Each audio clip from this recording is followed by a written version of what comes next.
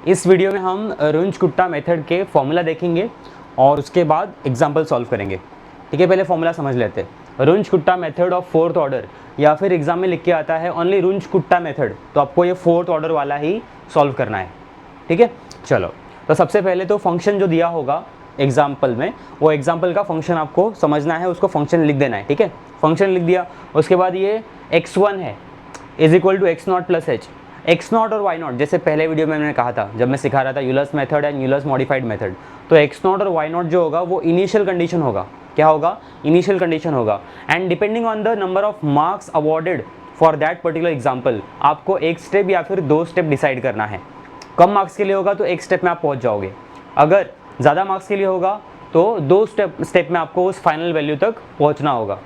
ठीक है, चलो। और अगर मेंशन किया होगा पहले से उसमें कि इतने इतने स्टेप में जाना है, तो आपका काम तो वही आसान हो गया, डिसाइड करने की जरूरत पड़ेगी ही नहीं। चलो, x1 equal to x naught plus h, h मतलब स्टेप साइज। अब उसके बाद ये Runge Kutta method of fourth order है, तो इसलिए याद रखो K1 K2 K3 K4, ये कुट्टा से याद रखो आपको K1 K2 K3 K4 निकालना है।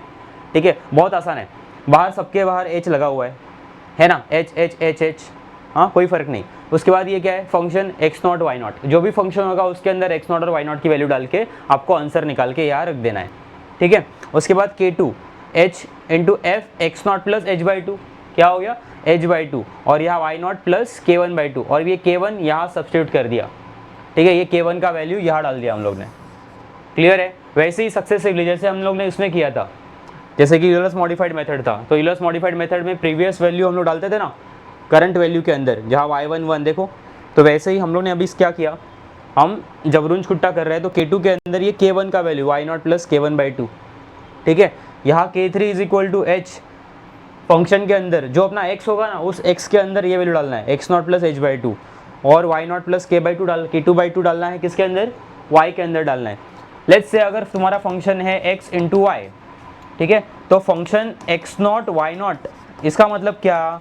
इसका मतलब ये कि इस x के अंदर आपको x नॉट और इंटू वाई नॉट पुट करना है, जो भी वैल्यू होगा उसका जो आंसर आएगा वो यहाँ लिख देना है। ठीक है, और जब वो कह रहे हैं कि x naught plus h by to, इसका मतलब उस x के अंदर आपको ये वैल्यू पुट करनी है, और इस y के अंदर ये वैल्यू पुट करना है। ठीक है, अब उसके बाद K4 लिखा है, इसके अंदर देखो K2 और K3 में ही यहाँ डिवाइड बाई टू था, h डिवाइड बाई टू, और ये K divide by two, K1 by to K2 by two, क्या इसके अंदर है? क्या यहाँ नहीं है, तो आप यहाँ सीधा लिखोगे एक्स नॉट प्लस एच, मतलब उस x के अंदर, इस x के अंदर आपको डालना है x not by H, x naught plus H, और इस y के अंदर डालना है Y naught plus K3। Clear है? सो K1 K2 K3 K4, similarly K3 का वैल्यू यहाँ यूज़ किया कि नहीं, प्रीवियस वैल्यू फिर करंट वैल्यू के अंदर यूज़ किया। अब ये K1 K2 K3 K4 हो चुका है, राइट? अभी ये K निकालना है, K1 K2 K3 K4 हो गया, K निकालना है, तो कैसे निकालेंगे? 1/6। ठीक है, K1 देखो, K1 और K4 को कुछ भी कोएफिशिएंट लगा हुआ नहीं है, लेकिन अंदर जो K2 और K3 है उनको 2 से मल्टीप्लाई किया है, रहेगा याद? चलो, तो जो अप्रॉक्सीमेट वैल्यू होगा y, वो होगा वाई नॉट प्लस के।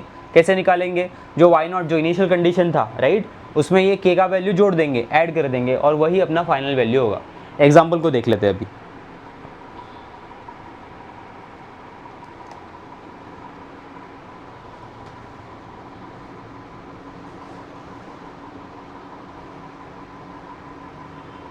चलो, तो इस एग्जाम्पल में अभी रुंज-कुट्टा मेथड के एक सिंपल से बेसिक एग्जाम्पल में देख लेते हैं। क्या लिखा है? Find an approximate value of y when x is equal to 0.2 given that, visible, हाँ, x is equal to 0.2 given that function, ये डिवाइड बाई डी मतलब फंक्शन दिया है x प्लस वाई, व्हेन, ये जो व्हेन लिखा है ना इनिशियल कंडीशन से, ये तो ये y नॉट का वैल्यू है और ये x नॉट का वैल्यू है, तो y नॉट और x नॉट दिया हुआ है, कहाँ तक जाना है हमें? 0.2 तक जाना है। और सपोज अगर ये लेसर वैल्यू के लिए, कम मार्क्स के लिए प्रॉब्लम है, तो आपको एक स्टेप में जाना है, तो आप वो जो x1 का वैल्यू वो क्या लिखोगे? आई शो यू, वेट, जो आपका x1 होगा वो x1 होगा x not plus h, right, x1 होगा x not plus h।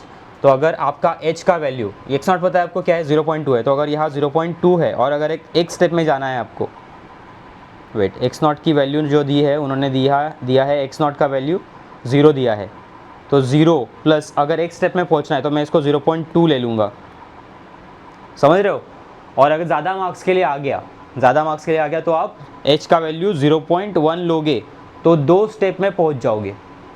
Clear है। चलो एग्जांपल देख लेते हैं। ओके, तो फंक्शन हो गया, उसमें फंक्शन का वैल्यू था x प्लस वाई, उसमें x नॉट और y नॉट का वैल्यू डाल दिया। हाँ, जो इनिशियल कंडीशन था h का वैल्यू 0.2 लिया, मतलब ये एक स्टेप में पहुंच रहे हैं। बिकॉज ये 0 में अगर आप 0.2 मिलाओगे, जो मैंने फॉर्मूला यहाँ लिखा था आपके लिए, देखो अगर मैं इस x नॉट के अंदर 0 के अंदर 0.2 मिलाता हूँ तो क्या मिलता है, 0.2 ना। चलो, तो इस तरह से अभी K1, K2, K3, K4, ठीक है, जो मैंने कहा था उस तरह से सॉल्व करना उसको। और उसके बाद k is equal to 1/6 K1, K2, K1 और K4 एज इट इज़, और ये 2 इधर 2 लगा दोगे, 2K2 और 2K3। ये करने के बाद y इज इक्वल टू क्या होगा, y is equal to y naught plus k. Y naught के अंदर आपको k की वैल्यू जोड़ देनी है, that is your final answer. ठीक है। और अगर सपोज 2 स्टेप में करना हो तो कैसे करेंगे। चलो ये एग्जाम्पल के ऊपर फोकस करो। एग्जाम्पल 3 क्या लिखा है, फंक्शन की वैल्यू है y square minus x square upon y square plus x square, और ये जो दिया जाता है वो क्या है, दिस इज इनिशियल कंडीशन। क्या है, इनिशियल कंडीशन। तो यहाँ एक्स नॉट की वैल्यू 0 है, सो एक्स नॉट की वैल्यू 0 है और वाई नॉट की वैल्यू 1 है।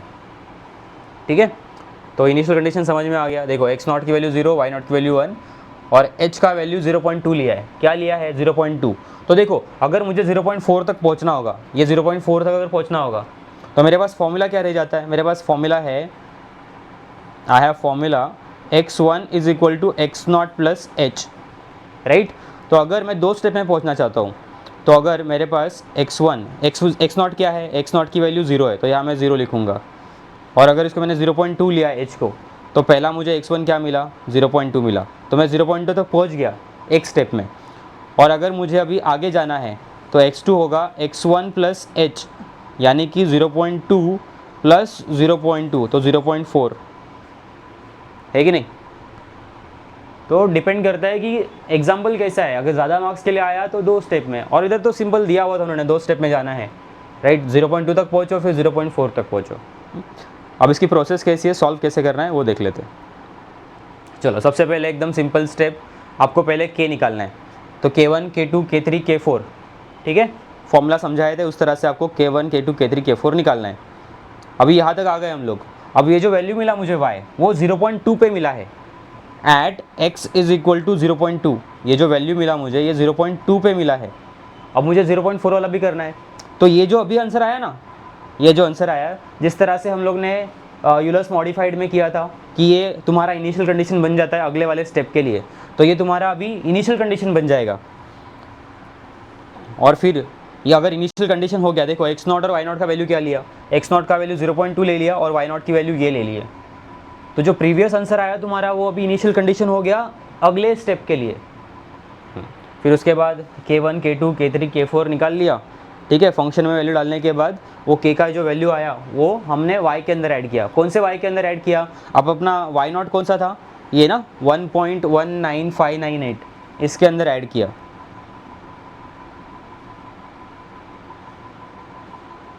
ओके, आगे तक किया नहीं है सॉल्व या बुक में, कोई बात नहीं। तो ये k है, तो अगर हमें निकालना है y, तो y इज इक्वल टू होगा वाई नॉट प्लस k। और वाई नॉट की वैल्यू क्या है, व्हाट इज़ वाई नॉट, ये वाई नॉट जो यहाँ इनिशियल कंडीशन था सेकेंड स्टेप के लिए, वो वाला वाई नॉट यहाँ यूज़ करना है, और ये k आपको यहाँ यूज़ करना है, एंड दैट्स इट। ये जो y का वैल्यू होगा वो होगा at x is equal to 0.4। ठीक है, चलो तो फॉर्मूला एक बार समझ लेना। फॉर्मूला समझने के बाद एग्जाम्पल ट्राई करो, कुछ दिक्कत आती है let me know in the comment section below, I will definitely help you all people. चलो।